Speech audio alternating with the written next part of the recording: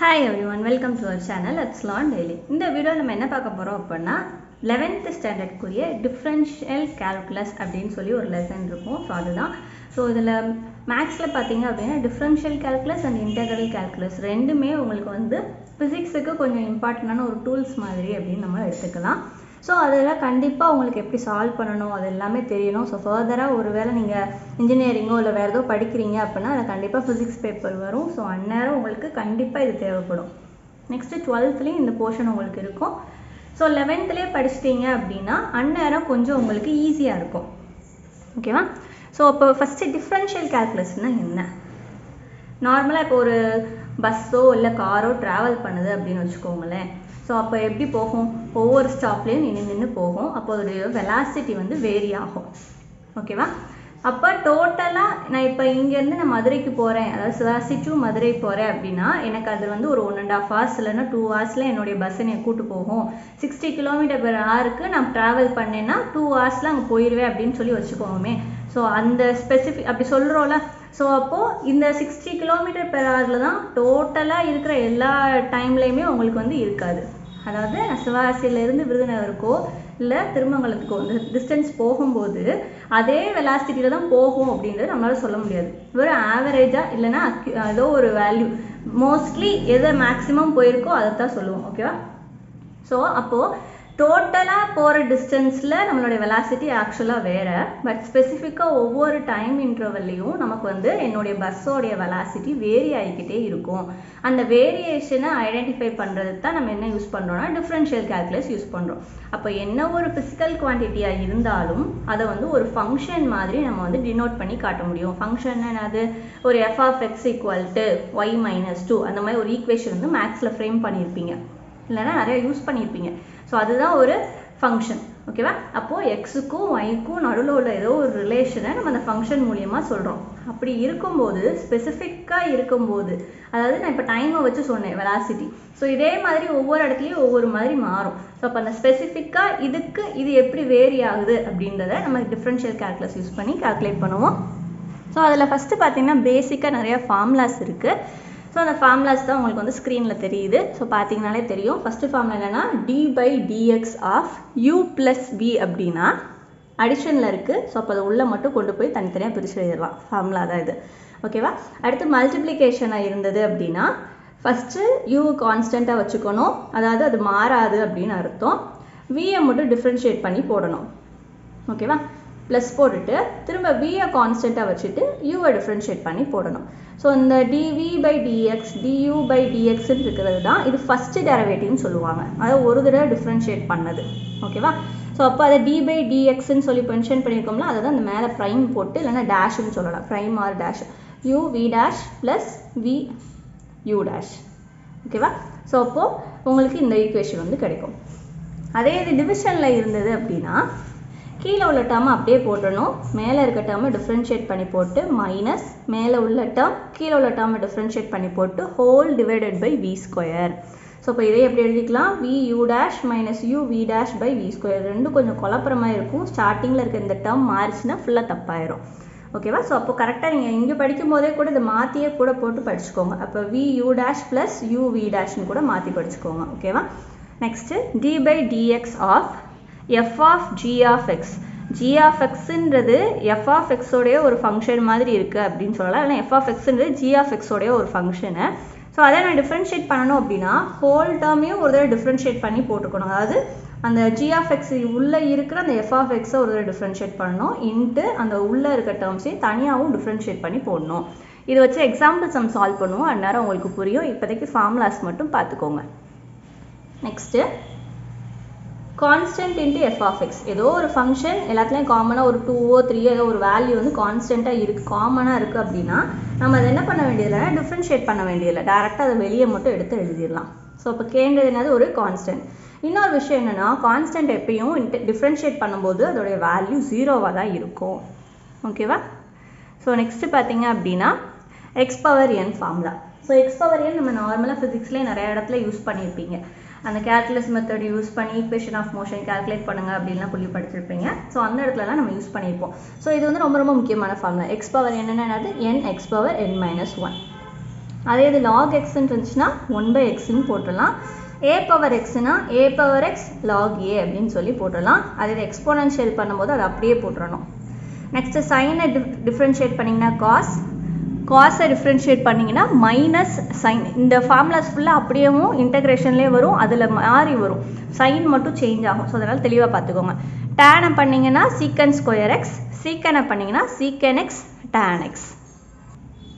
So next பார்த்தீங்கன்னா cosecant x பண்ணிங்கன்னா minus cosecant x cot x, cot எக்ஸை பண்ணால் minus cosecant square x, sin inverse of x na 1/√1 minus x square, cos inverse of x na minus 1/√1 minus x square, tan inverse of x na 1/1 plus x square, அதே cot inverse of x க்கு வந்து minus 1/1 plus x square.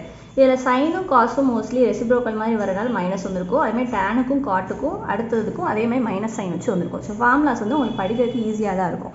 அதேமாதிரி secant inverse of எக்ஸ்னா 1/x root of x square minus 1, cosecant inverse எக்ஸுக்கு வந்து minus 1/x root of x square minus 1. So இதை இன்வர்ஸ்னு சொல்லிக்கலாம், இன்னொன்று ஆர்க் அப்படின்னு சொல்லலாம். Arc sine theta, arc cos theta, இல்லைனா ஆர்க் tan x. ஸோ இந்த மாதிரி சொல்லணும். ஆர்க்குன்னு யூஸ் பண்ணலாம், அப்படி இல்லை அப்படின்னா இன்வர்ஸ்னு யூஸ் பண்ணிக்கலாம்.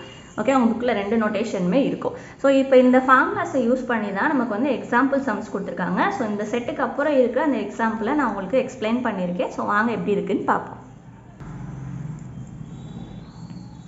So first differentiate with respect to x. Question அதுதான், ஒய்யோடைய value x³ + 5x² + 3x + 7.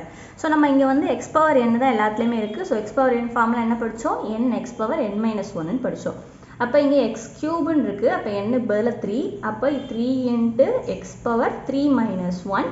So அப்போ என்ன வரும்? 3x². அதே 5x²னா 5 ஆல்ரெடி முன்னாடி ஒரு டேர்ம் இருக்குது. ஸோ ஃபார்முலா படி இந்த 2வே முன்னாடி கொண்டு வருவீங்க. அப்போ 5 × 2 × x பவர் 2 - 1 அப்படின்னு சொல்லி கிடைக்கும். ஸோ 5 2s are 10xன்னு கிடைக்கும்.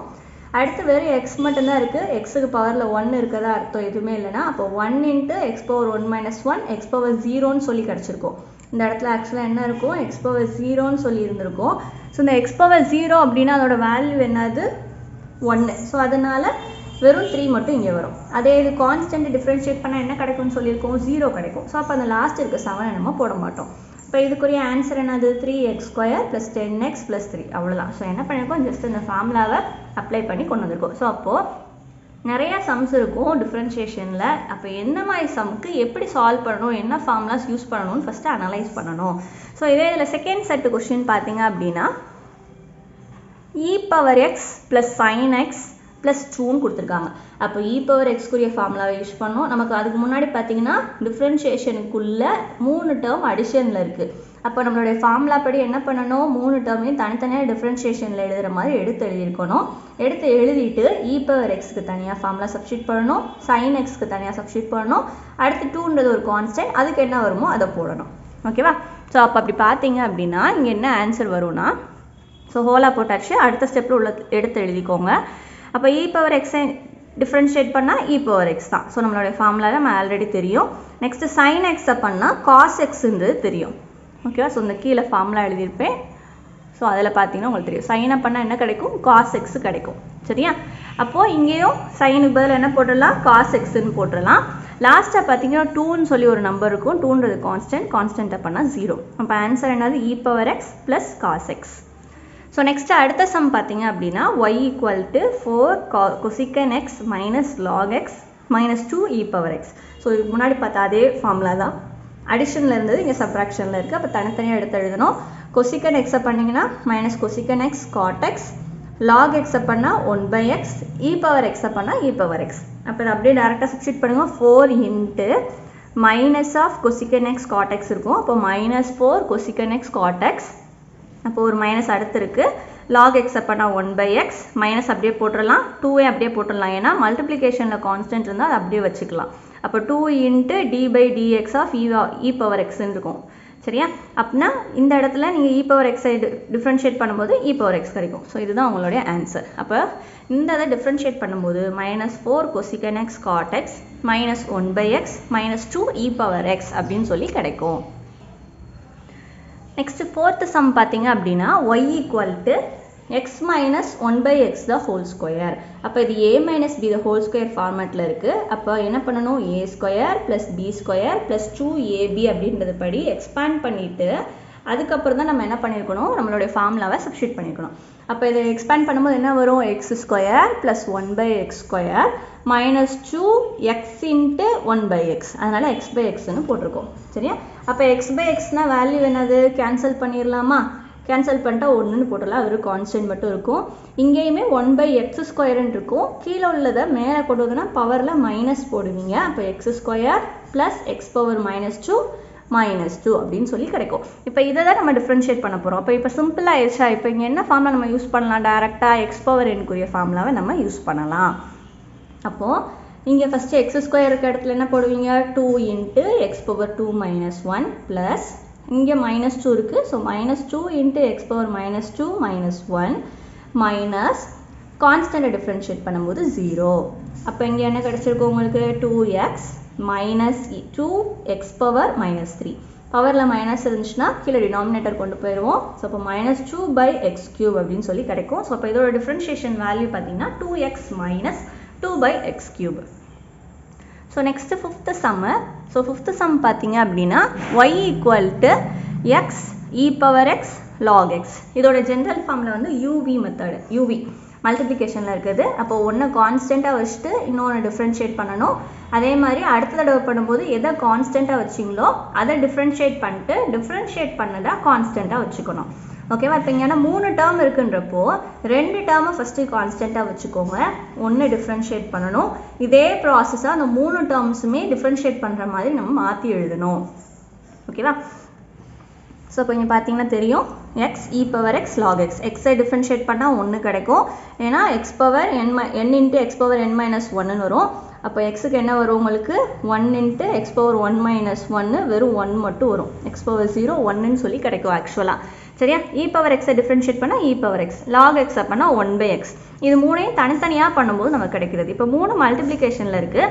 இப்போ ஃபஸ்ட்டு என்ன பண்ண போகிறோன்னா, முதல் 2 டேர்மை கான்ஸ்டண்ட்டாக வச்சுருக்கோம். அப்போ X e power X log x பண்ணால் என்ன வரும்னு சொன்னோம், 1 by x ப்ளஸ் போட்டுறணும்.